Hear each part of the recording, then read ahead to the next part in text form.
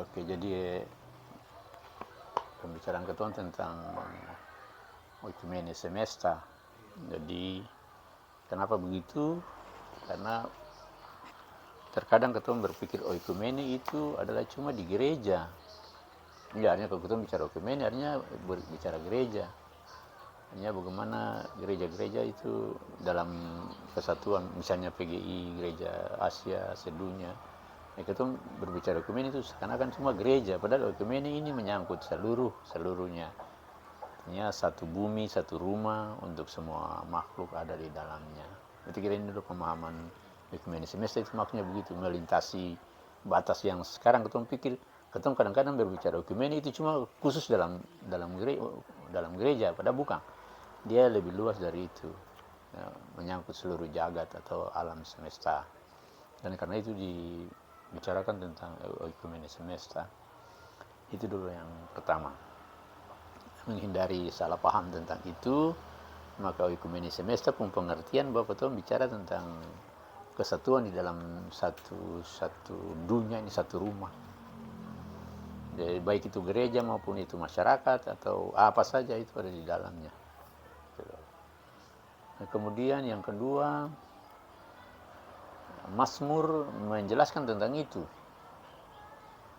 Tadi Mazmur 145 itu dia bilang, ya atau ayat 9 dia bilang, Tuhan itu baik bagi semua, murah bagi semua. Jadi bukan saja manusia, tapi bagi seluruh ciptaan.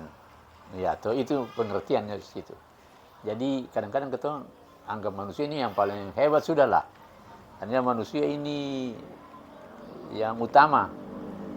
Jadi itu yang kita kenal dengan antropologi kan, antropologi itu antropos. Ya, itu akan itu. Jadi manusia jadi tokoh utama. Padahal bukan itu. Memang manusia diberi hak dan kewenangan oleh Tuhan. Dia diberikan itu, tapi dia bukan yang satu-satunya, sayang. Semua punya yang sama, punya maksud, punya tujuan dalam rencana Tuhan itu sama. Itu pikiran-pikiran yang mesti kita bersihkan dulu, jangan mengungguli manusia lalu yang ciptaan lain itu sama sekali saya unggul.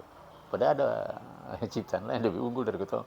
Cuma kita diberikan kuasa untuk menaklukkan bumi, mengatur itu ciptaan yang lain, hewan-hewan. Nah, tapi kuasa yang diberikan seperti yang dipraktekkan oleh Allah. Allah itu yang sewenang-wenang. Allah itu memerintah dengan adil. Allah itu memerintah berdasarkan hukum. Nah, itu yang mesti kita lakukan. Diberi kuasa untuk itu. Bukan diberi kuasa untuk mengatur sesuai dengan kehendak, untuk kepuasan, untuk segala, bukan. Tapi mengatur sesuai dengan rencana Tuhan, yaitu untuk semua nyaman, aman, tinggal di alam ini, di semesta ini, artinya di dunia ini, di bumi yang satu. Nah, itu manusia pun tugas untuk memelihara dan mengusahakan alam ini supaya menjadi tempat hunian yang layak, bukan ketong kuras sampai habis, sampai bumi ini terpusing-pusing, bukan itu. Itu yang diberikan. Tujuan daripada Allah menciptakan ini semua untuk satu nanti di bawah Yesus sebagai kepalanya. Dan di Kolose ada di mana-mana itu.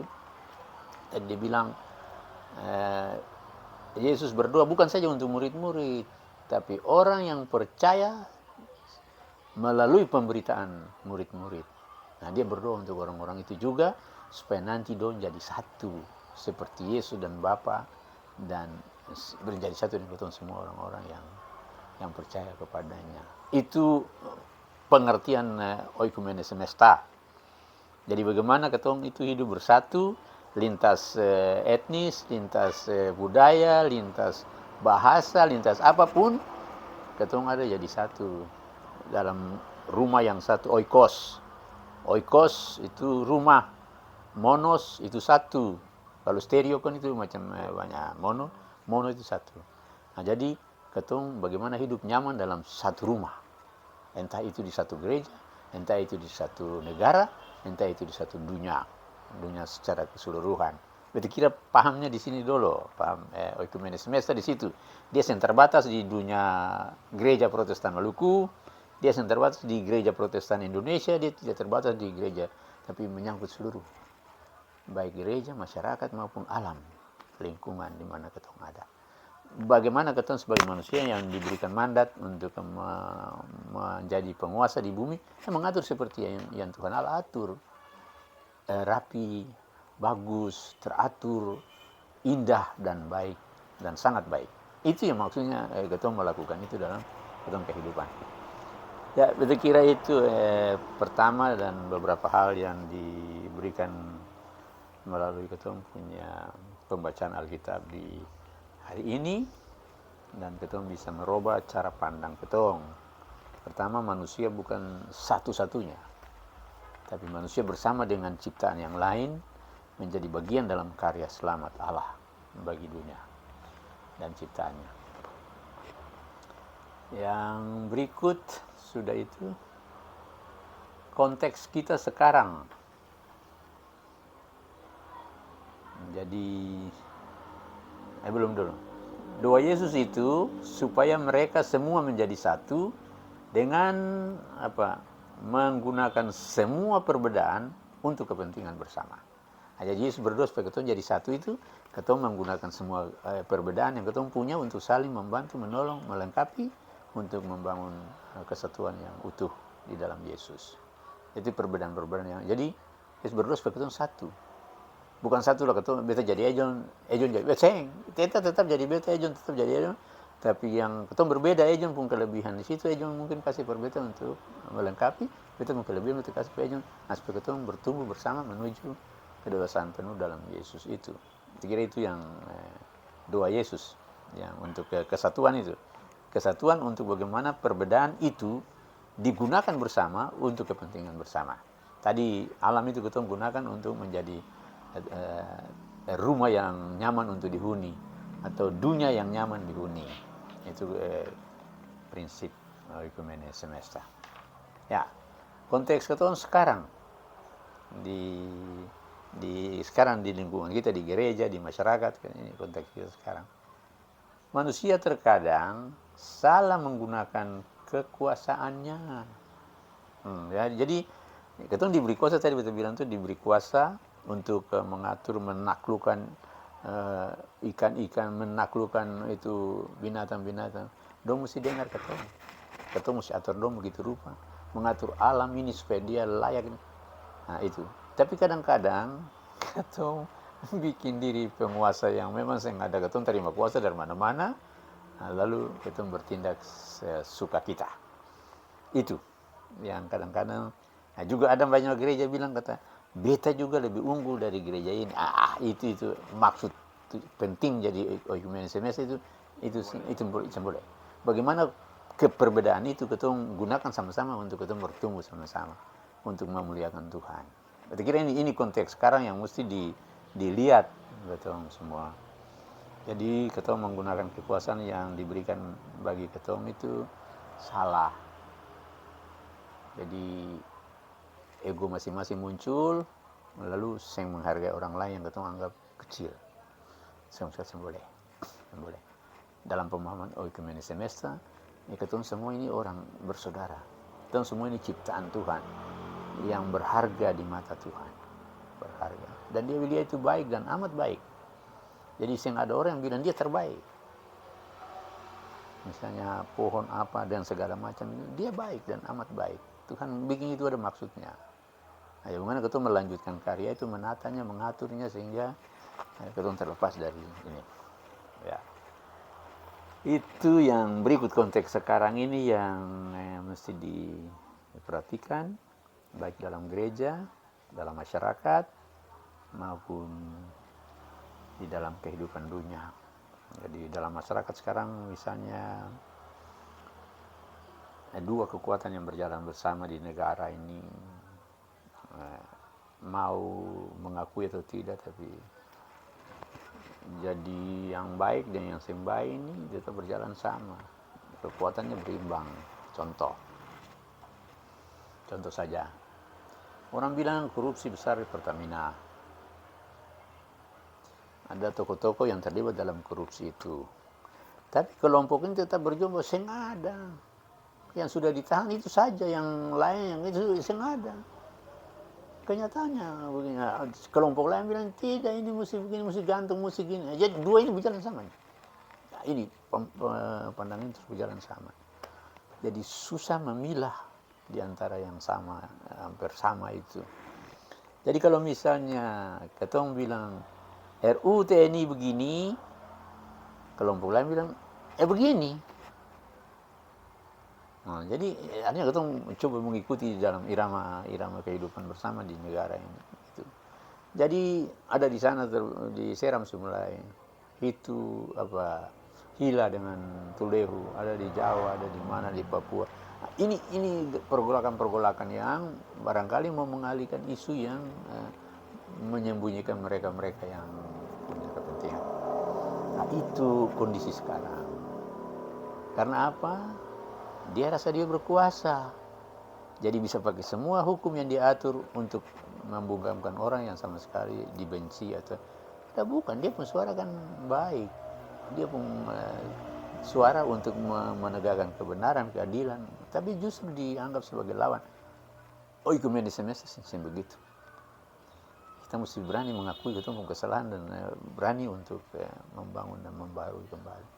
Itu sengaja orang berani begitu. Di sekolah saya mulai saja. Misalnya ada siapa yang ribut, saya ada pernah orang angkat tangan kata beta pak atau ibu, saya pernah. Kalau ikut di sekolah mana yang ada, saya nggak ada. Pasti pasti ketemu aku tunjuk. Nah itu karena apa, itu ketemu lari dari sebuah kenyataan yang sebenarnya yang menyenangkan ketemu, lalu ketemu pojokan orang lain di tempat-tempat begitu, sama dengan perjalanan. Kita menganggap diri paling berkuasa. Di gereja pun begitu. Misalnya kasus-kasus di jemaat. Ada jemaat yang pergi menghadap di klasis. Karena ucapan-ucapan jemaat itu mungkin terlalu keras. Nah, bila perlu ketemu pergi di gereja lain. Diusir itu. Itu jemaat pun rumah. Kantor klasis jemaat pun rumah. Kantor sinode itu jemaat pun rumah. Jangan usir jemaat dari rumah. Ketemu pelayan mesti melayani dong, sekalipun dong kasar itu ketemu anak-anak. Bagaimana mesti begini. Jangan begitu. Begini. Kasih penjelasan yang bagus. Itu jadi pemahaman tentang oikumene semesta adalah menghargai seorang dengan yang lain. Jangan karena penampilannya. Beta penampilan bagus, mari pak di sini. Tapi kalau beta penampilan lusuh dan sebagainya, saya nggak ada kepentingan di sini, pergi keluar sana. Misalnya, saya nggak ada seorang yang tidak berarti di dalam kehidupan bersama nih. Justru dalam firman Tuhan, orang yang seperti begitu yang justru berarti dan sangat dibutuhkan. Ketemu usir. Tuhan Yesus satu, saya hilang 100, ada 99. Kenapa? Itu persetan satu tuh, artinya ada banyak 99. Tapi dia perlu satu tuh. Tapi ketemu usir yang banyak yang aneh. Ya, itu barangkali beta mau menyampaikan tentang oikumene semesta, saling menghargai perbedaan. Yang bisa ketemu berikan. Kalau dia mau terima berikan. Kalau saya ya sudah. Beta bikin entah itu nanti di apa, tapi beta bikin sesuai dengan apa yang mesti ketemu ajarkan untuk anak-anak, tanamkan ini dalam anak-anak pemikiran. Saling menghargai seorang dengan yang lain. Jangan ketemu bikin diri penguasa, tapi ketemu ini semua pelayan Tuhan yang mesti menciptakan suasana di mana orang nyaman, orang aman, dan orang bersukacita memuji Tuhan di dunia yang satu, di rumah yang satu, di gereja yang satu, di kota atau di daerah yang satu. Saya kira itu pemahamannya begitu. Yang berikut nilai-nilai teologisnya dari bacaan ini atau dari materi ini, dia bilang di situ, karena Allah menciptakan semuanya baik, bahkan amat baik, maka manusia mesti saling menghargai dan menghormati, termasuk menjaga alam ciptaan. Allah menciptakan semua baik. dan amat baik. Kita menyanyi semua baik, semua. Kita menyanyi kan selama semuanya amat baik. Itu berarti jaga yang baik, menghormati yang baik. Termasuk alam ini yang sangat baik supaya rantai makanan itu ekosistem itu dia berjalan seperti adanya rantai kehidupan ekosistem. Ini diputus berarti makanan terstop, stop. Dia bisa berjalan ke seluruh. Karena putus ini dia sampai di ujung-ujung saya keluar. Rantainya putus, rantai siklus kehidupan di dunia ini putus. Jadi kalau kita mengabaikan alam ini putus rantainya, rantai putus. Ekosistem ini kan rantai makanan, rantai kehidupan. Jadi rantai-rantai ini tetap mesti bersatu, akan bersambung. Itu baiknya di situ yang Tuhan Yesus atau Tuhan Allah sudah menciptakan bumi yang amat baik. Maka kita mesti saling menghormati, menghargai dan baik manusia maupun alam yang ada di sekitar kita. Itu sederhana saja bisa dibuat saja nanti aja dong program, tapi anjurkan anak-anak bagaimana sampah itu dibuang pada tempatnya. Jangan merusak apa-apa yang memang dia membantu untuk kehidupan. Itu praktek di dalam kelas bagaimana anak diajar untuk menghargai alam, menghargai sesama. Bagaimana itu? Jadi ketemu ini tinggal satu bumi, satu rumah. Nah, contohnya ini kan oikomenet, oikos, monos. Ini satu rumah, satu bumi atau satu tempat ketemu tinggal.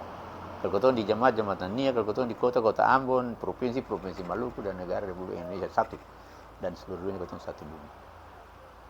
Dan sebab itu Alkitab mengajarkan kalau ketemu memahami seperti begitu pentingnya oikumene semesta, satu dunia yang ketemu diam sama-sama, maka ketemu bisa lihat kalau misalnya orang di sana banjir, misalnya lebih baik banjir, itu barang dosen kasih kesempatan bikin gereja. Ya bisa saja toh. Itu baik dong tsunami karena dong tidak. Jangan bersuka cita karena orang punya kecelakaan. Ini baru bilang oikumene semesta. Sekalipun ketemu menderita, ketemu sakit, tapi ketemu jangan ingin supaya dia lagi sakit sama bisa. Itu bagaimana ketemu bisa meminimalisir itu. Ya John, beta kasih seperti begitu saya nanti ya John cerna, lalu bisa kasih kepada anak-anak di sekolah minggu. Yang berikut, wawasan dan tindakan oikumene semesta. Kita hidup dalam satu rumah atau satu dunia. Kita harus merawat bumi agar menjadi rumah bersama. Nah itu, jadi mesti merawat bumi menjadi rumah bersama. Merawat bumi ini begini. Merawat bumi ini bisa saja kita artikan ini tuh daerah lingkungan sekitar pohon. Artinya kalau kita bicara sebenarnya merawat bumi juga punya kaitan yang merawat manusia yang ada di bumi ini. Nah, kalau bumi itu betul bisa identik dia sungai, pantai, pohon, itu saja. Tapi sebenarnya kalau merawat bumi, merawat juga dengan manusia ini bagian dari bumi ini. Jatuh ini semua dari tanah ini tuh. Nah, jadi merawat manusia itu juga penting. Apalah artinya kita merawat alam ini dia begitu lestari, padahal manusia sembako sana. itu contoh. Jadi pengertian itu mesti kita gali lebih dalam lagi. Nah begitu, ketemu relasi dengan Tuhan bagaimana, relasi dengan sesama manusia, relasi dengan alam lingkungan bagaimana. Gitu, itu pengertian tentang oikumene semesta. Jadi kita mesti bikin bumi ini atau lingkungan di mana kita menjadi lingkungan yang aman, nyaman, dan kita damai dalam menikmati hidup. Jadi itu yang diajarkan oleh Tuhan. Memang damai secara penuh, utuh. Yang dong bilang shalom itu belum di sini kita dapat. Penuh, utuh, sempurna. Itu nanti kita dapat dalam kemuliaan yang Tuhan janjikan di kehidupan kekal. Tapi di bumi ini damai itu kita bisa dapat dari ketemu kehidupan satu dengan yang lain, dengan di alam itu bagaimana. Ada orang yang merasa damai itu dia hidup dengan alam. Ada orang macam hidup dengan alam, air terjun, lalu dia bernapas, dia itu, begitu indah dia punya, itu dia menikmati damai. Nah, ada juga yang menyatu dengan manusia yang lain. Artinya saya pernah berkelahi dengan orang, dia membantu orang, dia tidak pernah bikin orang susah. Itu juga damai. Damai itu kan suasana yang tidak ada perang antara satu orang atau itu aman. Nah, itu yang Allah mau supaya bumi yang satu yang ia ciptakan baik dan amat baik itu dirawat dan dilestarikan oleh kita sebagai manusia yang diberikan mandat untuk itu. Jadi kita diberikan mandat bukan berarti kita lebih hebat dari, bukan. Tapi kita lebih bertanggung jawab dari yang lain. Bukan lebih hebat, tapi kita lebih bertanggung jawab terhadap ciptaan Tuhan ini karena kita diberikan kewenangan itu. Nah, itu tanggung jawab mungkin, bukan kesewenang-wenangan. Ini hidup di dalam kehidupan bersama. Baik itu dalam kehidupan beragama, lintas dominasi atau apa saja, kita mesti membangun kehidupan seperti itu yang Tuhan inginkan. Dan dia bikin manusia semua sama. Dia bikin manusia punya pikiran, perasaan, atau punya sama, berbeda. Jadi itu mesti disyukuri dan kita nikmati. Ya, jadi itu saja John. Gereja menggunakan istilah Oikumene Semesta dengan tujuan menekankan pentingnya kesatuan dan kerjasama. Itu gereja menggunakan istilah ini itu memaknai, artinya untuk kesatuan, ketemu dalam satu, kalau macam Alkitab bilang satu hati, satu jiwa, satu kasih dan lalu kebersamaan, karena kebersamaan ini langka. Kebersamaan ini langka. Jadi kalau ketemu usaha sendiri bisa, tapi usaha kelompok sabar dulu. Nah, ini misalnya. Jadi gereja memaknai istilah ini atau Oikumene Semesta ini menekankan tentang itu pentingnya kesatuan dan kebersamaan. Tadi menghargai. Kita memahami Oikumene Semesta itu tentang penghargaan satu terhadap yang lain. Jadi yang lain itu nanti John dia saja di buku. Ada pentingnya Oikumene Semesta adalah menjadikan alam sebagai sahabat. Bagaimana Oikumene bukan karena tentang gereja saja, tetapi tentang seluruh dunia. Tadi sudah awal ini kecenderungan menonjol diri masing-masing, padahal kita saling menghargai perbedaan. Nah, itu dia punya, itu ada. Nanti John lihat saja. Tapi yang hal-hal pertama yang kita kasih itu yang nanti dijelaskan saya kepada anak-anak. Hanya pengertian itu bukan saja di gereja, tapi di dalam kehidupan bersama di mana masyarakat, kota maupun provinsi sampai di negara, sampai di itu hidup bersama. Nah, itu namanya persaudaraan sejati. Dan ya kalau di orang Samaria yang murah hati itu kan ahli Taurat menjebak Yesus, bilang kata, apa yang harus ku berbuat? Yesus bilang, baca di Taurat apa tuh? Kita kasih Tuhan dan kasih sama manusia. Tapi dia membenarkan dia bilang, beta pun sesama manusia itu siapa? Pemahaman orang Yahudi, sesamanya orang Yahudi, sesamanya itu. Nah, jadi pemahaman kita ya mungkin juga begitu. Hanya Oikumene memang terbatas dalam kehidupan lingkup gereja saja. Tapi dia bilang, lalu dia tanya pada Yesus begitu, Yesus yang jawab langsung, dia jawab dengan perumpamaan. Ada seorang yang turun dari Yerusalem pulang sembahyang, tapi dia dirampok. Lalu dia setengah mati di jalan. Jadi orang-orang imam, ahli Taurat kan kampung Yeriho. Jadi kita biasa dulu main Yerusalem itu berdiri, Yeriho duduk. Itu kan memang Yerusalem agak tinggi atas Yeriho. Ya, Yeriho ini kota-kota imam nih, kota imam. Jadi dong naik di Yerusalem itu naik ibadah, turun itu ke Yeriho dong tempat tinggal. Di sepanjang itu ada berapa kilometer itu dinding-dinding batu penyamun pun tanpa sergap orang di situ. Dong turun lihat di situ lewat seberang jalan. Ini orang yang selalu melayani Tuhan di ibadah, di rumah ibadah. Orang yang selalu bicara tentang kasih kepada Tuhan dan kasih kepada sama manusia. Tapi dia lewat. Orang ini baru pulang ibadah, orang Yahudi. Hanya dong punya semua pernyataan salah. Orang Lewi turun di jalan yang sama, pembantu imam turun di jalan yang sama, dia udah boleh orang. Dia lewat lagi. Tapi datanglah orang Samaria dalam perjalanan, dia lihat, dia pesan sana, dia balut dia pun luka-luka, cuci dengan anggur. Anggur itu perlu bersih luka supaya jangan rasa sakit lah, lalu dia minyak, gosok, lalu angkat di keledai, bawa di penginapan.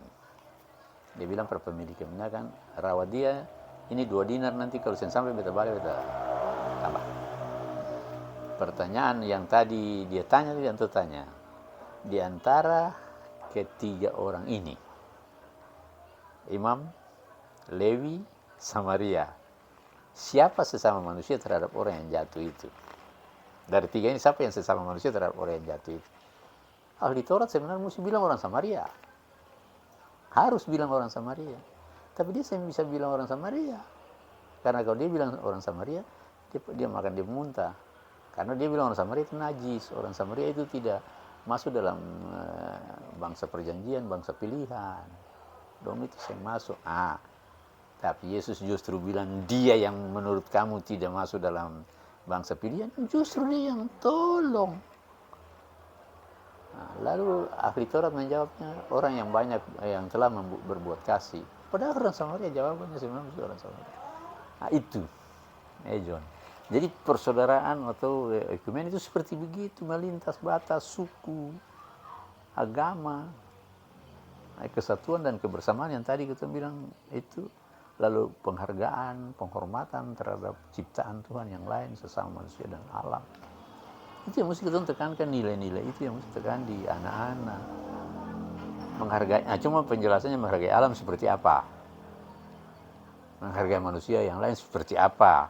Itu yang nanti John olah saja lalu kasih buat anak-anak.